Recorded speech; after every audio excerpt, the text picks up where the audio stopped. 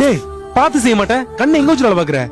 சரி நீ போய் உட்காரு, மீதி நான் அள்ளி போட்டுக்கிறேன். பரவாயில்லடா, இருக்கட்டும். போய் உட்கார சொல்றேன்ல. அப்பா இங்க பாருங்க. ஐயோ, டீச்சர் முன்னாடி அவன் நம்மளோட பையன் தெரிஞ்சா ஒரு குப்பைக்காரனோட பையன் சொல்லி ஒதுக்கிடுவாங்களே. அப்பா தம்பி நல்லா இருக்கீங்களா? உங்க அப்பா எப்படி இருக்காங்க? நல்லா இருக்காங்களா? அப்பா என்னப்பா பேசுறீங்க? நீங்க தானே என் அப்பா. தம்பி நான் உங்க வீட்டு குப்பல்றவன். என்ன அப்பான்னு ஆசையா கூப்பிடுறதெல்லாம் போதும். பாக்குறவங்க எல்லாரும் தப்பா நினைப்பாங்க. நீங்க போங்க.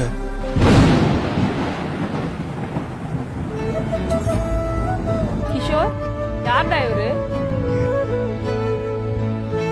மேடம் நான் தினமும் உங்க வீட்டு குப்பையில போவேன், அதனாலதான் பாசத்துல அப்படி கூப்பிடுறான். ஓ அப்படியா? சரி சரி சரி, வாடா கிஷோர் நம்ம போலாம்.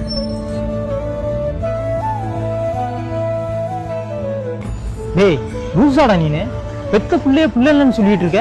டேய் இப்ப நான் என் பையன் சொல்லியிருந்தா அந்த டீச்சர் என் பையன் தோல் மேல கை போட்டு போயிருக்க மாட்டாங்க. நம்ம பாக்குற இந்த வேலையால நம்ம பசங்க கூனி குறுகி நிக்க கூடாதுடா. எங்க அப்பா கக்கூஸ் கிளீன் பண்ற வேலை பார்த்தாரு. அதனால நான் ஸ்கூலுக்குள்ள போனாலே எல்லாரும் மூக்கு மூடிப்பானுங்க. அதனால என் படிப்பு வீணா போச்சு. இதே நிலைமை என் பையனுக்கு வந்துடக்கூடாதுன்னு நினைச்சேன். அதனால தான் அப்படி சொன்னேன்.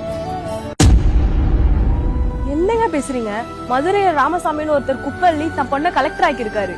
தேனியில மனோகர்னு ஒருத்தர் சாக்கடலி தன் பையனை டாக்டர் ஆக்கியிருக்காரு. அவங்க எல்லாம் அவங்க பாக்குற வேலையை கேவலமா நினைச்சாங்களா? செய்யும் தொழிலே தெய்வங்க.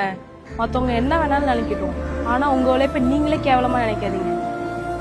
கிஷோர், உங்க அப்பா பாக்குற வேலையை வச்சு யாராச்சும் கிண்டல் பண்ணாங்கன்னா அவங்க எல்லார்கிட்டயும் சொல்லு, எங்க அப்பா குப்பல்றவர் இல்ல, இந்த நாட்டையே சுத்தமா வச்சுக்கிற சூப்பர் ஹீரோன்னு. இப்ப சொல்லுங்கப்பா உங்களுக்கு நான் யாருன்னு. நீ எப்பவுமே என்னோட புள்ளதான்டா.